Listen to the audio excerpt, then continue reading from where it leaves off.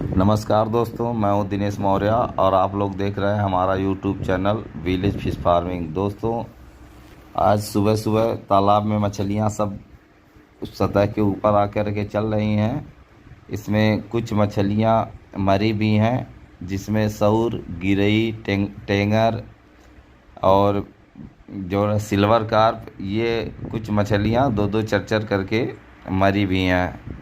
सौर तो ज़्यादा मात्रा में मरे हैं इस तालाब में, और ज़्यादातर मछलियां सब सतह के ऊपर आकर के चल रही हैं। तो ऐसे में पहले इसमें मैं 1 केजी ऑक्सीजन टेबलेट डलवाया हूं और 1 केजी जो है ऑक्सीजन का ग्रैनुअल आता है, जो महीन दाना होता है सरसों जैसा, वह डलवाया हूं। उसके बाद फिर जो है यह मैं जियोलाइट डलवा रहा हूँ।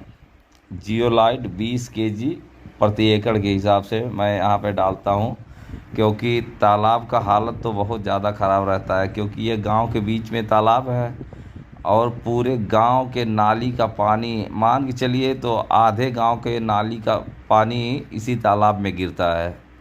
और यहाँ पे फ़िल्टर चैम्बर भी नहीं बनाया गया है, डायरेक्ट ऐसे गिरता है नाली का पानी तालाब में।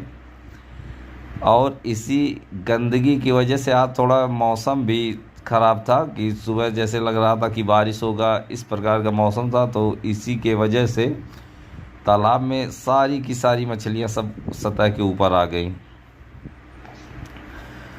और इसमें अब जियोलाइट पड़ जाएगा जब, तो फिर ऑक्सीजन टेबलेट का ही बस खाली उपयोग रहेगा, कि मतलब जब भी ये समस्या आएगा तो फिर मान के चलिए 15-20 दिन तक 1 केजी ऑक्सीजन का टेबलेट पड़ जाएगा, तुरंत कंट्रोल हो जाएगा।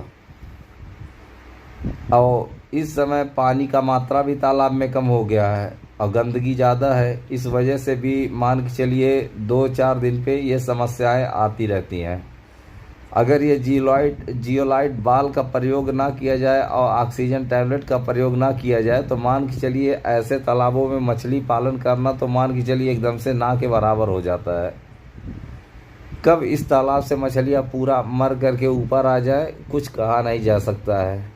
और गंदगी आप लोग देख ही सकते हैं कि इस तालाब में कितना गंदगी कचरा पड़ा हुआ है। और आप लोग सोचते होंगे तो बताइए, इसमें मछली कौन मारता है? भाई, मारने वालों का हिम्मत भी देखिए, कि यह जो मैं यहाँ जहाँ से ये डाल रहा हूँ दवा, यहाँ से थोड़ी दूर जाएंगे तो मान चलिए कमर कितना तो मट्टी में घुस जाएगा, इतना ज़्यादा गंदगी कचरा है। फिर भी मछलियाँ पाली जाती हैं। बस मछलियों के पालने के लिए ये जियोलाइट हमेशा मैं अपने पास रखा रहता हूँ, क्योंकि भाई कब ज़रूरत पड़ जाए, आधी रात को ज़रूरत पड़ जाती है इस तालाबों में, तो क्या पता चला, हमेशा 25-50 केजी तो पड़ा ही रहता है। और ऑक्सीजन टेबलेट का भी भरपूर उपयोग होता है ऐसे तालाबों में।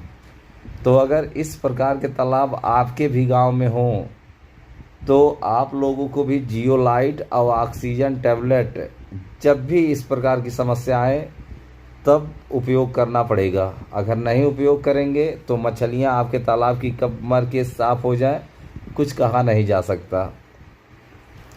और बस एक चीज़ का प्रॉफिट है कि इसमें मतलब मछलियों के लिए भोजन का उपयोग नहीं करना पड़ता। तालाब में तो भोजन अपने आप बन जाता है।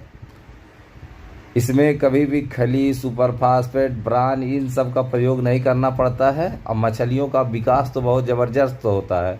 बस सबसे बड़ी समस्या है खाली यही दवा का उपयोग तो हमेशा करना पड़ता है।